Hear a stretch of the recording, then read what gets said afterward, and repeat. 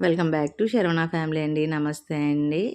ఈరోజైతే ఎండ్రాయిలు గుడ్లు మీ ముందుకైతే నేను రెసిపీ తీసుకొస్తానండి. ముందుగాను కళాయిలోని నూనె వేసుకోవాలండి. ముందుగాను మనం ఏంటంటే గోరువెచ్చని నీటిలోని ఎండ్రాయిలు బాగా కడగాలండి.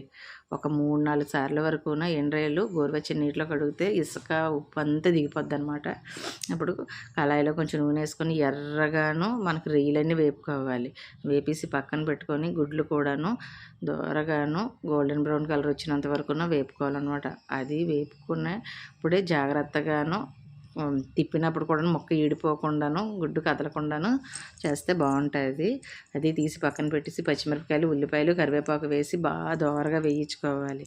వేయించుకున్న దాంట్లోనే మనకి వంకాయ ముక్కలు కూడా వేసుకోవాలన్నమాట. వంకాయలు ఈ ఏంటంటే మనం ఎండ్రాయిలు వేపాం కదా, ఆ నూనెలోని ముక్క ఉడికితే వంకాయ ముక్క కూడా చాలా రుచిగా ఉంటుంది అనమాట. వంకాయలు మెదిపేయకూడదు. ఏంటంటే ముక్కలాగా ఉంటేనే ఎండ్రాయిలు ఫ్లేవర్ అంతా దానికి పట్టి మంచి రుచిగా ఉంటుంది. అలాగే టమాటా కూడాను మనకి ఎంత కావాల్సి అంత, కొందరు ఎక్కువ వేసుకుంటారు, కొంత తక్కువ వేసుకుంటారు. అలా వేసుకున్న తర్వాత కొంచెం మన శరవణవారి మసాలా కారం, అలాగే పావు స్పూను పసుపు, సైంధవ లవణం వేసుకొని చిన్న మంట మీద మగ్గనివ్వాలండి. ముక్కలండి మెదిపేసుకోకండి, టమాటా మెదిపితే చాలు. వంకాయ ముక్కకి ఆ రెయ్యి నూనె తగిలేసి పట్టిసి ఉంటుంది కదండి, గొప్ప రుచిగా ఉంటుంది.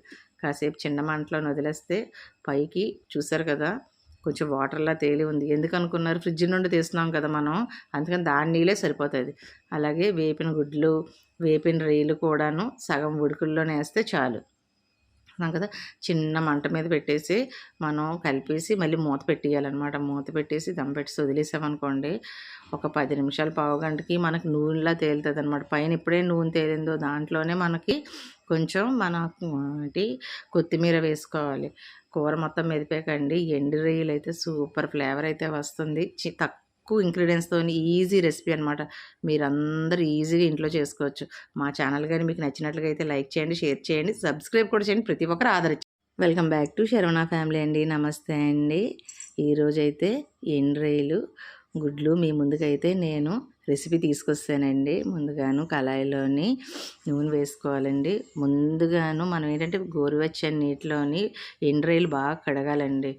ఒక 3-4 సార్ల వరకున ఎండ్రాయిలు గోరువెచ్చని నీటిలో కడిగితే ఇసుక ఉప్పు అంతా దిగిపోద్ది అనమాట. అప్పుడు కళాయిలో కొంచెం నూనె వేసుకొని ఎర్రగాను మనకు రొయ్యలన్నీ వేపుకోవాలి. వేపేసి పక్కన పెట్టుకొని గుడ్లు కూడాను దోరగాను గోల్డెన్ బ్రౌన్ కలర్ వచ్చినంత వరకున వేపుకోవాలన్నమాట.